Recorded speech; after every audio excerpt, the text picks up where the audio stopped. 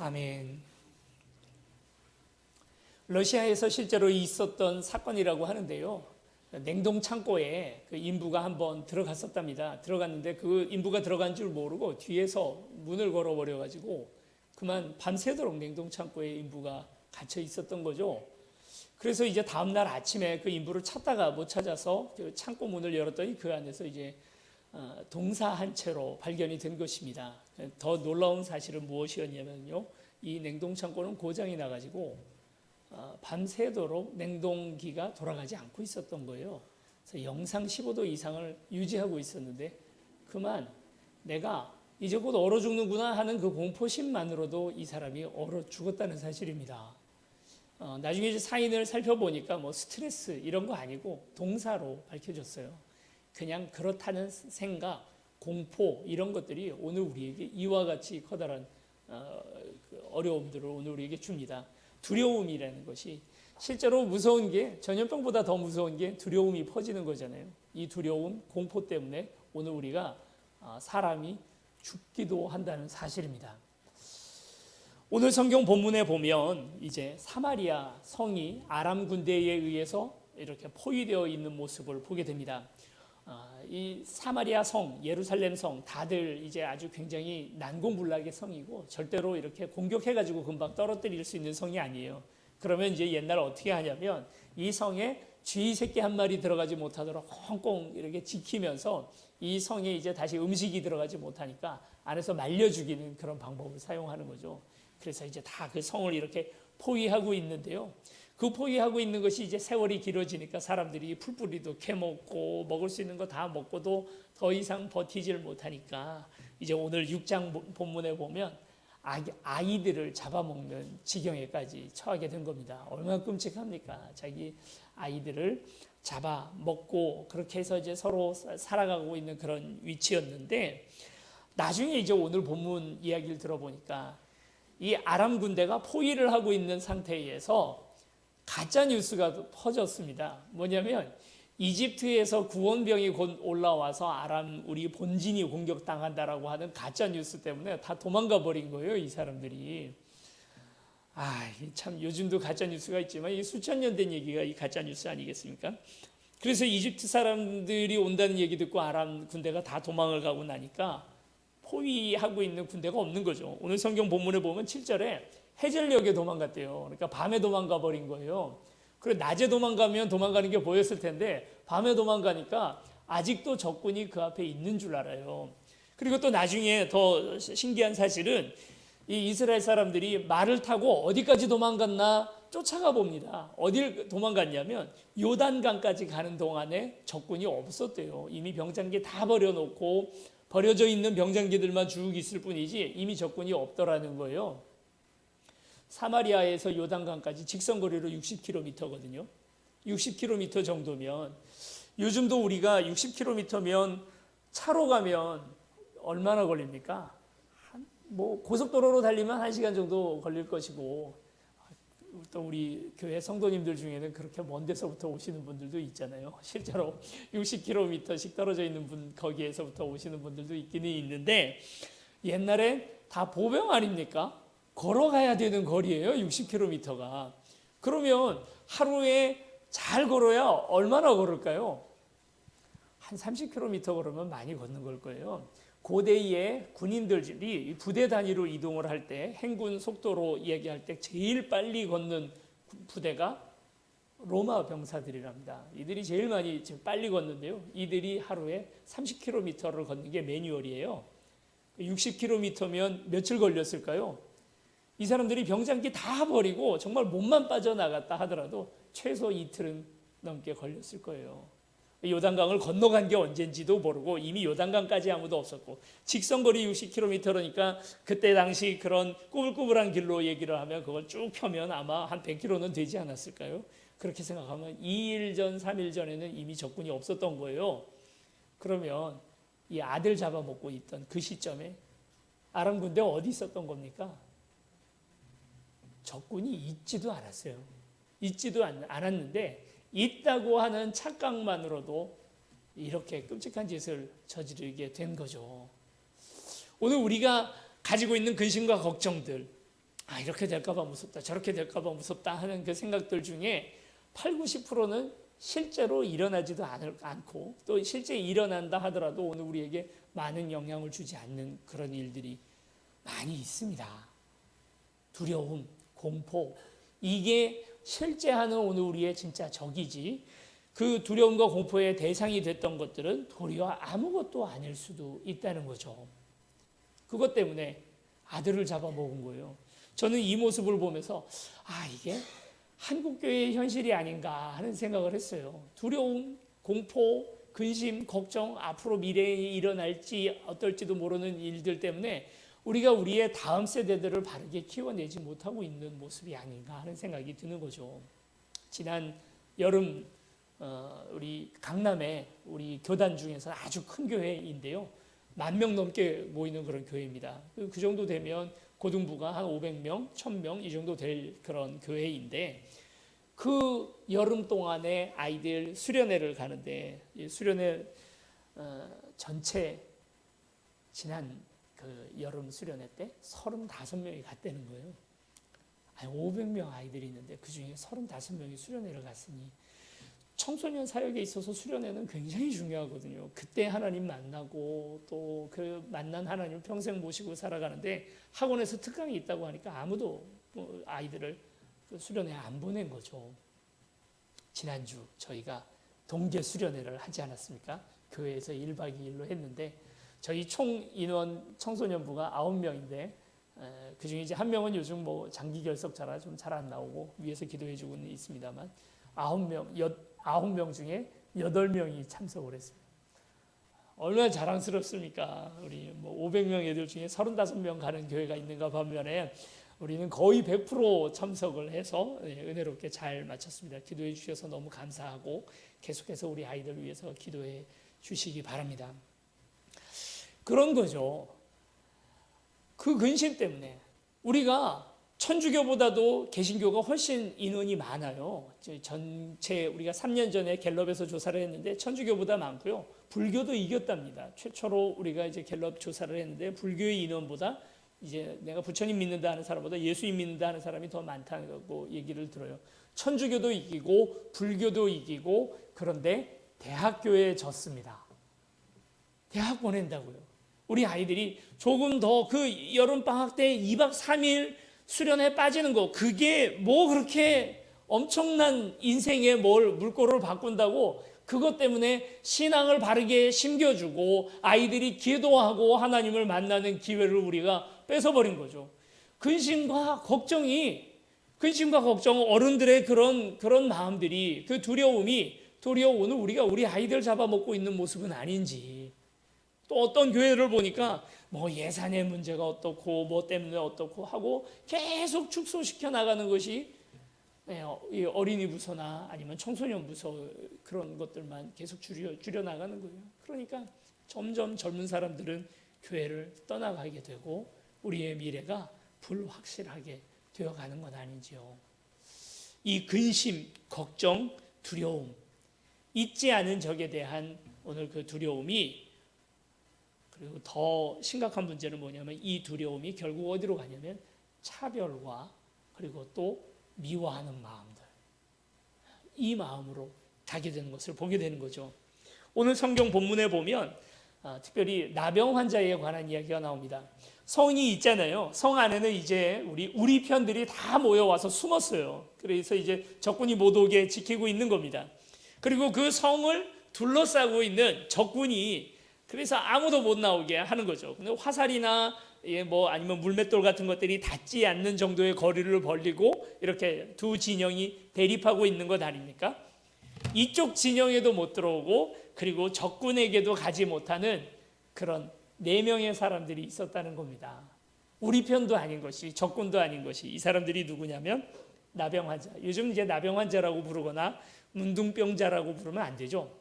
뭐라고 부릅니까?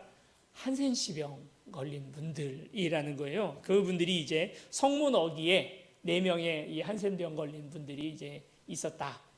한센병 걸린 분들 이제 이야기를 보면 우리가 레위기나 이런데 이제 이 질병 걸린 사람들에 대한 이제 특별한 이제 그 본문들이 있는데 한센병 걸린 사람들이 어떤 사람이 한센병 걸렸느냐 하는 걸 진단하는 그 방법들이 나와요. 근데 그 진단하는 방법들을 보면 나병을 포함한 모든 피부 전염병들이 다 이 안에 포함되어 있다는 것을 보게 됩니다. 꼭 나병만 얘기하는 게 아니고 그 증상들이 나병과는 좀 다른, 한센병과는 좀 다른 증상을 가진 사람들도 피부 전염병들은 다 그렇게 되어 있어요. 이분들이 해야 되는 아주 중요한 의무 중에 하나가 뭐냐면 저쪽에서 정상인이 다가오면 한 100m 정도 왔을 때 입을 이렇게 가려야 된대요. 입을 가리고 부정하다, 부정하다, 부정하다. 오지 마라, 나 나병 환자다라는 거 이제 얘기를 하는 거예요. 그러면 사람들이 돌을 던지고 침을 뱉고 욕을 하면서 이 사람들이 격리되도록 만드는 거죠. 이유가 왜 그렇게 했냐면 하나님께서 이 병이 말하자면 수천 년 전 했던 격리 조치예요. 우리하고 이 병 걸린 사람들하고 띄워놓음으로써 병이 더 이상 번지지 않도록 하는 방법이잖아요. 하나님께서 격리 조치를 하라고 했지 미워하고 차별하고 또 그들을 원망하라고 한 적은 없지요. 두려움과 공포 그리고 가짜 뉴스들이 섞여지게 되면 어마어마한 미움, 단체로 하는 미움이 벌어지게 됩니다. 1923년 9월 1일 일본 관동 지방에서 심각한 지진이 벌어졌습니다. 정말 많은 수만 명의 사람들이 죽고 또 행방불명되고 가옥이 전소되고 하는 일들이 벌어졌는데 그러고 나서 조선인들이 그 관동 지역에 살고 있던 사람들을 약탈도 하고 그리고 또 일부러 불을 저지른다라고 하는 말하자면 가짜 뉴스죠. 가짜 뉴스가 확 퍼졌어요. 두려움과 거짓이 결탁을 하니까 일본에서 이 조선 사람들을 숙청을 한다고 학살을 한다고 들고 일어나서 6천 명이나 되는 우리나라 조선 사람들이 그곳에서 그냥 무참하게 학살되는 일들이 벌어지게 되었습니다. 두려움, 가짜, 거짓 이런 것들이 오늘 우리에게 이와 같이 파괴력이 있는 거죠. 이 나병 환자들은 여러분 생각해 보세요. 얼마나 지금 속이 답답하겠습니까? 얼마나 불쌍한 사람들입니까? 병이 걸려서 요즘에야 이제 나병을 고친다라고 하지만 예전에는 이 한센병자들이 꼼짝없이 죽을 수밖에 없거든요. 손가락 잘려나가죠, 귀가 없어지죠, 코가 떨어지죠. 막 이제 이런 것도 너무 힘들고 어려운데 제일 이들을 힘들게 하는 게 바로 뭐냐면 사람들과 사랑하는 사람들과 분리될 수밖에 없는. 그래서 내가 사랑하던 형제 자매들의 손가락질을 당해야 되고 그리고 부모로 이제 그렇게 사랑하던 부모의 얼굴을 다시 보지 못한다는 그 사실이요. 그래서 사람들로부터 멀리 떨어져서 사람들이 없는 곳에서 그렇게 거주해야 된다는 그 사실이 얼마나 힘들겠습니까? 전쟁이 났어요. 적군이 막 밀려옵니다. 전부 다 살겠다고 성 안으로 들어가는데 자기들도 들어가려고 했더니 성 앞에서 문지기가 막는 거죠. 잠깐 나병 환자는 안 돼. 그러고 문을 탁 닫아버리는데 그 마음이 얼마나 무너지는 마음이었겠습니까? 그래서 이쪽에도 속하지 못하고 저쪽에도 속하지 못하고 그 비무장지대 한가운데에 그냥 이렇게 어중간하게 앉아 있는 거예요. 성 안에서도 아이를 잡아먹을 지경이니 그 성 중간에 있는 사람들이 오죽했겠어요. 이 나병 환자 4명이서. 근데 갑자기 기특한 생각을 하나 해낸 게 뭐냐면 어차피 성 안으로 들어가 봐야 다 굶어 죽을 거고 여기 있으면 뭐 당연히 굶어 죽을 거고 야 차라리 적군한테 한번 가볼까? 가서 만약 칼에 찔려 죽이면 죽는 거고 뭐 할 수 없지 뭐 어차피 죽을 거. 그러고 성 밖을 나가는 겁니다. 그래서 이제 적군 진영으로 갔는데 글쎄 이게 무슨 일입니까 이게. 적군 진영에 아무도 없어요. 밥을 해놓다가 그냥 놓고 그냥 그것도 그대로 있고 옷도 있고 요즘은 이제 옷이 다 싸잖아요. 아나바다 해가지고 그냥 주기도 하고 하는 것이 중고 옷일 텐데 그런데 그때 당시에 이 고대의 옷이라는 것은 내가 태어나서 처음으로 옷을 하나 받으면 그걸 평생을 입다가 그걸 또 기워 입고 그러다. 왜냐하면 천 하나 만드는 게 보통 노력이 들어가는 게 아니잖아요.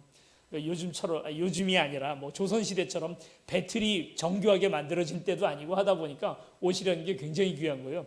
그래서 내가 평생 입다가 이 입던 옷을 내 자녀에게 유산으로 물려주는 정도가 그게 옷이거든요.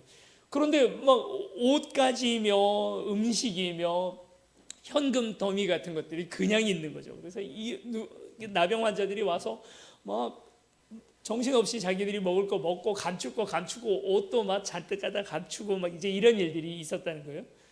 그러다가 갑자기 이 생각이 들었다는 겁니다. 야, 우리가 양심이 있다면 지금 성 안에서 사람들 굶주리는데 저 사람들 그냥 내버려 둘 수 있냐? 가서 이 소식을 알리자. 만약 제가 그날 그 자리에 있었다면 뭘 알려? 왜 알려?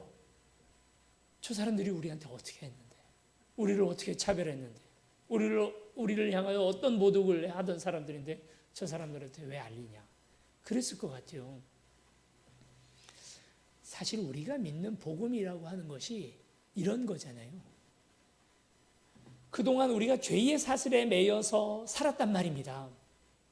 그래서 우리가 자유를 잃어버리고 살아왔는데, 그런데 예수 그리스도께서 십자가에 달려 돌아가심으로 말미암아 오늘 우리가 이제 완전히 이 악한 죄를 다 이겼고 이제 자유를 얻었다.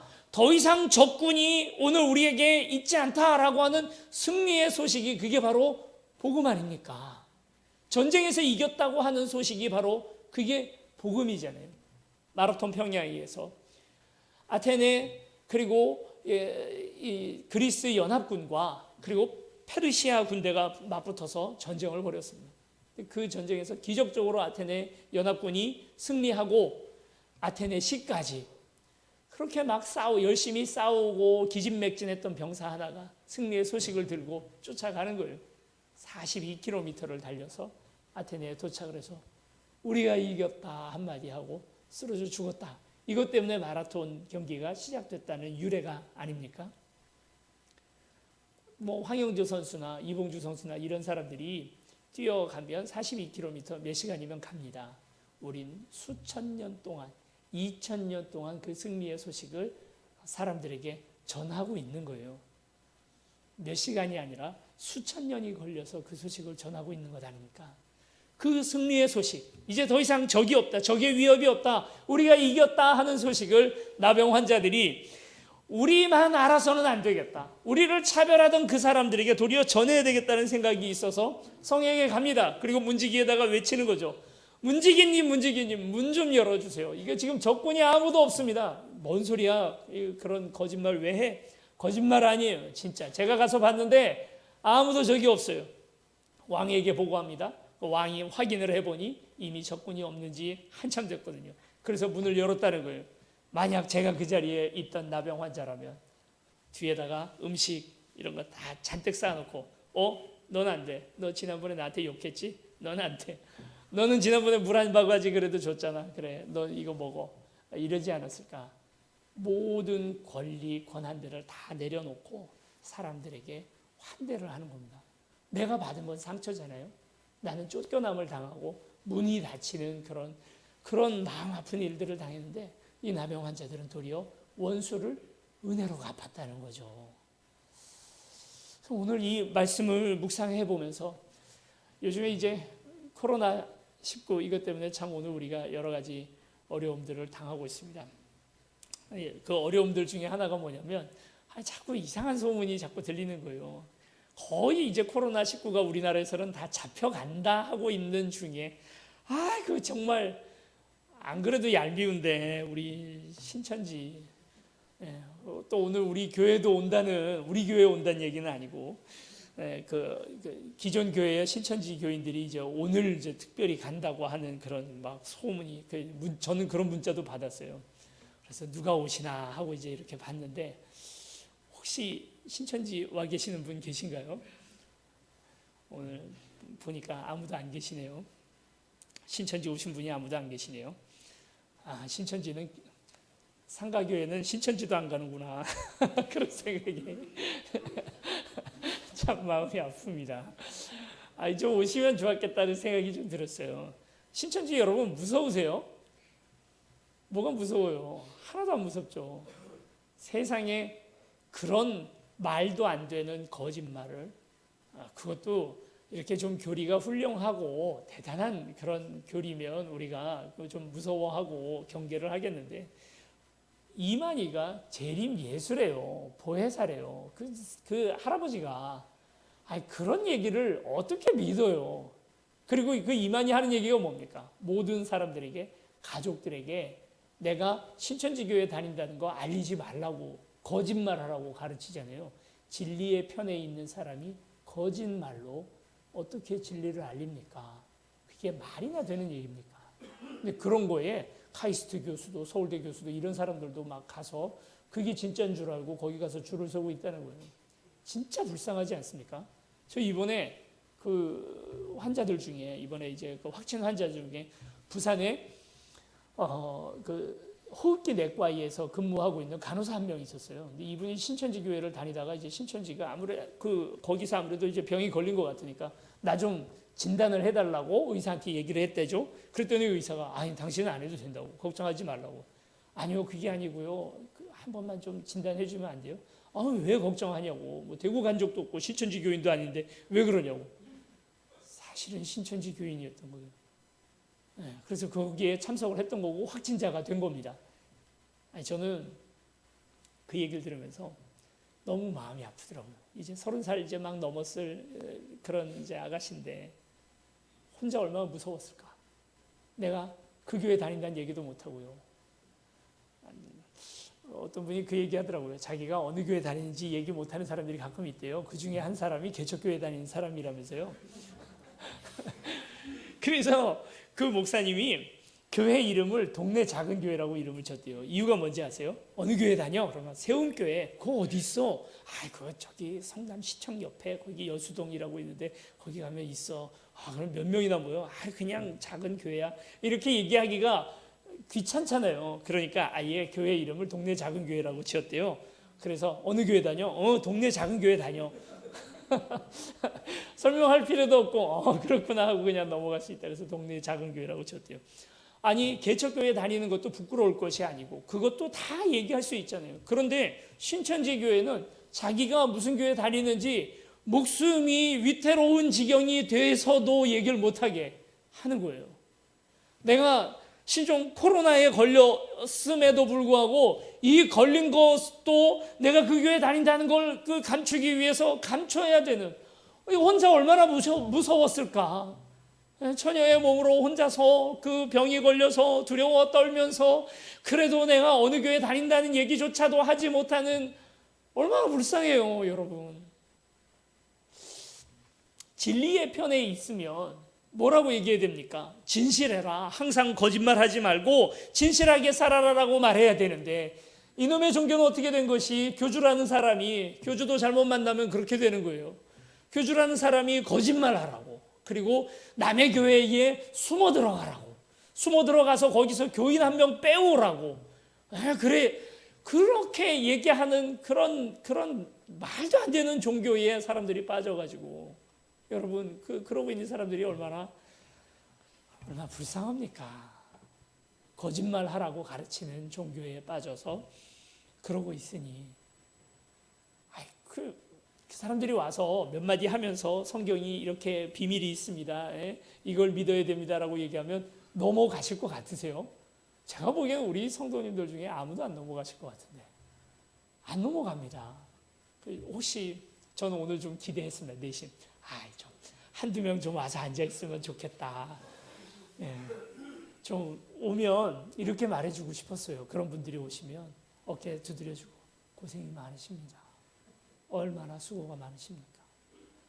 그 거짓에 빠져서 고생이 많으십니다. 이번에 이제 그 대구 신천지 교회에 그 교회 예배드리는 장면이 나온 거예요. 바닥에 그 좁은 데서 사람들이 또 무슨 뭘 잘못했는지 전부 다 무릎 꿇고 다 다 좁은데 쪼득쪼득 다 붙어 앉아가지고 그러고 있더라고요. 불쌍하잖아요. 안 불쌍하십니까? 저만 불쌍한 거예요? 진짜 불쌍한 게 뭐냐면, 그렇게 고생하고 그렇게 헌신 봉사를 했는데 결론은 지옥 가잖아요. 제일 불쌍한 게 그거예요. 차라리 한두 명 오면 잘 환대해 주고요. 고생 많다고 좀 안아주고 따뜻하게 좀 해주고, 아유 불쌍하다 그렇게 한마디 좀 해주고 싶더라고요. 그런데 더 심각한 문제가 있었습니다. 근데 이분들이, 저는 정말 실제로 그 교주가 되는 이만이라는 사람이 자기 신도들한테 그렇게 말했다는 거예요. 이번 주에 특히나 코로나 병 걸린 사람들 그 교회마다, 각 교회마다 가가지고 그 교회 가서 병 전파하고 오라고 그렇게 지령을 받았다는 거예요. 그래서 그 지령 받고 이번 주는 전부 다 또 신천지 교회가 다 폐쇄가 되니까 다 일반 교회로 가서 거기 가서 예배드리라고 가서 그래서 병 전파하고 그러고 오라고 얘기를 했다는 거예요. 좀 저는 믿어지지가 않아요. 아이, 설마 아무리 그래도, 아니 무슨 세균전 하는 그런 세균전 무기도 아니고 자기 신도들을 그런 식으로 취급하는, 정말 그들의 아픔이나 어려움들에 대해서 마음 아파하고 위해서 기도하고 해주는 게 아니고 그런 식으로 했다고 하면 그 이만희가 사람일까? 다른 한편으로는 그렇게 했다는 이 소식이 아마도 가짜 뉴스가 아닐까 하는 생각이 들었습니다. 여러분 생각해 보세요. 기독교의 편에 서서 기독교 좋으라고 하는 거짓은 또 뭡니까? 그렇잖아요. 이 가짜 뉴스를 생산해내는 단체가 하나 적발이 됐는데요. 이 단체에서 재작년까지 계속 퍼나르던 가짜 뉴스가 뭐였냐면 SNS나 문자로 우리한테 계속 가짜 뉴스를 퍼나르는데, 이거 뿌려달라고 그러면서 계속 이렇게 뉴스에는 안 나오니까 뿌려달라는 식으로 해서 우리에게 나오는 가짜 뉴스 중에 하나가 뭐냐면 WCC 문제를 가지고 우리 통합교단이 이단이라고 얘기하던 바로 그 단체가 지금 신천지 관련 또는 뭐 정치 관련해서 가짜 뉴스 만드는 바로 그 단체입니다. 우리가 이단이 됐어요. 그들에 의해서. 분별해야 합니다. 진실의 편에서, 교회의 편에서 하나님 나라 좋으라고 하는 거짓말이라도 어떻게 진리를 거짓으로 대변합니까? 진리는 진리로, 진실은 진실로 전파할 때에 힘이 있는 것이지. 그래서 여러분 뭐 유튜브나 SNS나 아니면 문자 뉴스로 나오는 그런 뉴스들에 여러분 너무 이렇게 그것을 믿지 마세요. 그것들 중에는 진리의 편이고 교회를 좋게 하라고 하는 말일지언정 그것이 가짜로 만들어진 과장되거나 아니면 있지도 않은 사실을 가지고 만드는 것이라면 그것은 옳지 못한 것이죠. 하나님은 진리로 말미암아 승리하게 될 줄로 믿습니다. 진실로도 얼마든지 우리가 이단을 이겨내고 진리를 지켜낼 수 있습니다. 우리가 거짓말을 지어내서 만들어낼 수 있는 진리라면, 그렇게 해서 지켜낼 수 있는 진리라면 이미 진리는 진리가 아닌 거죠. 이렇게 몸이 아프고 힘이 드는 그런 상황들, 두려움과 공포가 오늘 우리 가운데 있습니다만 그때일수록 우리는 더더군다나 우리 이웃과의 사랑, 신뢰를 잃지 말아야 되지 않겠습니까? 저는 너무 마음이 아픈 것이 그 문자를 받았어요. 문자를 받아서 보니까 무슨 얘기냐면 그 신천지가 요 한두 주 동안에 이제 그 일반 교회들을 오게 될 테니 새로 온 사람들을 그냥 믿지 말고 등록 받아주지 말라고 되어 있는 문제였어요. 처음 교회에 믿음을 가지겠다고 오신 사람들을 우리가 도끼 눈을 뜨고 바라보게 만드는 이 악한 생각이요. 처음 오는 사람들을 환대하고요, 맞아주고 그들을 환영해 줘야 되는데 도리어 우리가 그들을 향하여 경계를 해야 된다는 거죠. 며칠 전에 신방이 있어서 파주에 한번 가게 되었습니다. 파주면 가깝잖아요. 이게 뭐 가깝지만 굉장히 먼 곳이었습니다. 그 전에는. 왜냐하면 2시간, 3시간씩 걸린 이유가 그곳에 이제 그 북한이 이제 쳐들어오게 되게 되면 도로를 잘 닦아 놓으면 그 도로로 이제 북한이 들어올 수 있으니까 도로를 그렇게 잘 닦아 놓지 않은 거죠. 그런데요, 얼마 전에 파주에 가는데 45분밖에 안 걸렸어요. 교회에서 출발해서. 정말 놀라운 일이죠. 도로를 잘 닦아 놨더라고요. 국방부 장관이 한번 이에 관련해서 얘기한 일이 있었습니다. 그 핵심 내용은 뭐냐면 왜 그렇게 길을 잘 닦았냐. 이제 더 이상 북한은 우리의 적수가 되지 못한다는 거예요. 이미 수십 년, 한 20년 전서부터 북한과 우리나라가 전면전으로 붙었을 때는 반드시 우리가 이길 수밖에 없대요. 뭐 이제 이미 물량 차이나 기술 차이가 너무 나기 때문에 상대가 안 된다는 거죠. 그래서 길을 닦을 용기가 생겼다는 거죠. 그 이전에는 뭐 전차 방해 뭐 이런 거 장애물 이런 걸 많이 해놨어요. 왜냐하면 쳐들어올까봐 무섭기 때문이죠. 우리가 이길 자신이 있으면 길을 닦습니다. 두려우면 벽을 만드는 거예요. 중국의 진나라는 나라를 다 통일하고 나서 흉노나 몽골족이 쳐들어올까봐 벽을 쌓지 않았습니까? 그러나 로마 군대는 강력한 군사력을 가지고 길을 닦아버렸습니다. 누가 더 오래 갑니까? 결국 진나라는 한 세대도 가지 못하고 망하게 되었고, 로마는 모든 길은 로마로 통한다라는 그런 말을 만들어내며 전 세계를 지배하게 된 것이죠. 기독교가 우리의 진리의 강력함을 믿는다면, 그런 두려움을 잊는다면 도리어 문을 여는 것이 기독교입니다. 자꾸 문을 닫아 걸면 밖에서 볼 때 저기 뭔가 약하구나, 얼마나 두려우면 저럴까 하는 생각을 하는 거죠. 교회는 구조상 벽이 없는 건물 구조예요. 우린 벽이 없습니다. 문을 엽니다. 새 예루살렘이 하늘 위에서 내려오는 요한계시록의 모습을 보면 그 새 예루살렘에는 문이 무려 12개나 있었다는 거예요. 12개. 각 면마다 3개씩 문이 있는, 문이 많은 곳, 문을 열어놓은 공간이 교회입니다. 벽을 만들고 적이 들어오지 못하도록 꽁꽁 싸매놓은 건물은 뭡니까? 그건 교회가 아니고 성이죠. 요새죠. 못 들어오게 하는 곳. 그러나 교회는 문을 열고 도리어 나아가는 공간이 교회가 아닙니까? 영문 밖으로 나아가자 하는 것이 교회가 아닙니까? 세상을 향해서요. 그들이 세상에 여러 가지 사상이나 나쁜 생각들, 이단이나 이런 사람들이 교회 안에 들어와도 얼마든지 우리가 가지고 있는 하나님의 말씀과 진리로 우리가 얼마든지 이길 수 있다는 자신감을 가지고 세상을 향하여 나아가는 게 우리 아니겠습니까? 예수님의 모습을 여러분 생각해 보십시오. 예수님은 항상 고아와 과부, 창녀와 세리와 같은 사람들, 나병 환자들, 누구나 다 우리 안에 들어오면 안 된다고 문을 꼭꼭 걸어 잠그던 그 사람들을 향하여 나아가 그들에게 도리어 복음을 전했습니다. 전염병이 벌어지니까, 그래서 죽고 사는 문제가 오늘 우리 눈앞에 걸리다 보니까 이제 오늘 우리 안에 있는 여러 가지 숨겨놨던 두려움들이나 이런 본능들이 다 우리에게서 드러납니다. 자꾸 사람을 경계하고 미워하고, 중국에서 이 병이 발병했다고 하니까 중국 사람들 다 싫어하고, 중국에서 우리나라에 유학 들어와 있는 사람들이 마음에 많은 상처를 받았던 것이 기숙사 방 바꿔달라고 하고 막 이렇게 한다는 거예요. 그리고 또 이제 일본에서 그 병이 들어온다니까 또 일본 사람들 미워하게 되고, 그리고 이제 또 대구 경북 사람들, 저 혹시 지난주에 대구 경북 다녀오신 분이 있으십니까? 혹시 있으시면 얘기해 주세요. 대구 경북 사람들 그러니까 또 싫어하고, 왜 차별하고 미워하고 다 경계하고 이렇게 되나요? 우리 안에 있는 이 사랑으로, 그리고 하나님이 우리를 지켜주신다는 그 믿음을 가지고 두려워하는 마음 벗어놓고요, 이럴 때일수록 환대하고 환영하고 서로를 마음으로 사랑해 줄 수 있는 마음이 저와 여러분들에게 있기를 축원합니다. 악수는 하지 맙시다.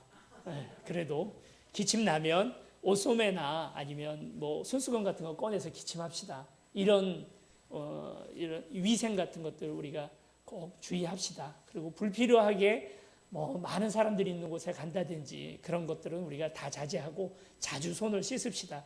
이런 건 다 지키는 거지만, 그러나 우리의 마음조차 얼어붙어서 이럴 때 누군가 미워하게 되고 차별하게 되고 멀리하게 되는 일들은 우리가 잊지 않았으면 좋겠습니다. 어려울 때일수록 진짜 우리 안에 있는 사랑을 증명할 수 있는 때입니다. 병 때문에 어려운 게 아니고요. 지금 대한민국이 제일 어려운 건 이 공포 때문에 아무도 이렇게 뭐 다니질 않게 되고, 그러다 보니까 소상공인들이 너무 힘들대요. 그분들을 위해서 기도해 주시고 도리어 좀 더 팔아주시고 또 사랑의 손길을 내미는 저와 여러분들이 되었으면 좋겠습니다. 우리 같이 찬양하고 하나님 앞에 나아갑니다.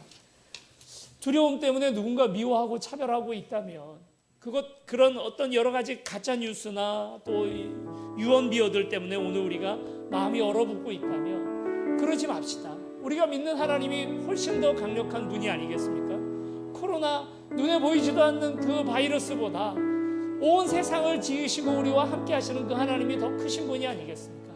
걱정하고 또 조심하는 것은 좋은 일이지만, 그것은 나쁜 일이 아니지만, 그것이 지나친 두려움이 되어서 우리가 사람을 싫어한다면, 누군가를 미워하기 시작한다면, 차별하기 시작한다면 그게 과연 옳은 일일까? 하나님, 오늘 우리에게 이 담대한 마음을 주셔서 나의 안에 거하라 하시는 그 하나님의 말씀 그대로 우리가 문을 열고 세상을 향하여 나아가는 이 나병 환자들조차도 이 승리의 소식을 사람들에게, 자신을 차별하던 사람들을 향하여 마음을 푸는데, 오늘 우리는 이들 앞에서도 조차도 너무 부끄러운 오늘 우리의 모습은 아닌지 함께 찬양하고 기도할 때 하나님, 오늘 우리의 마음에 담대한 마음을 주시옵소서. 우리와 함께 하여 주시옵소서. 같이 찬양하시겠습니다.